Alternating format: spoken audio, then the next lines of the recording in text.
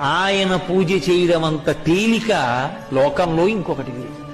ఎందుచేత అంటే నాకిది కావాలి అని కూడా ఏదీ అడగనటువంటి వాడు. కాశీని నీళ్లు పోస్తే చాలు పరవశించిపోతాడు. అటువంటి శివుడు కనుక ఆయన శంభుని, అటువంటి పరమాత్మ, అటువంటి దయార్ద్ర హృదయుడవు, చేసిన దోషాలు జ్ఞాపకంలో ఉండవు నీకు అని దేవతలందరూ వెళ్ళి ఆయన్ని స్తోత్రం చేసి, మూడవ కన్నున్నవాడా, ఉన్నది నువ్వు ఒక్కడివి, మూడు లోకములకు, కానీ నువ్వు మూడు మూడు మూడు అంకె మీద తిరుగుతుంటావు. మూడు లోకములకు, మూడు లోకాలు, పైలోకాలు, మధ్యలోకం, కింద లోకాలుగా ఉండేవాడు ఆయనే.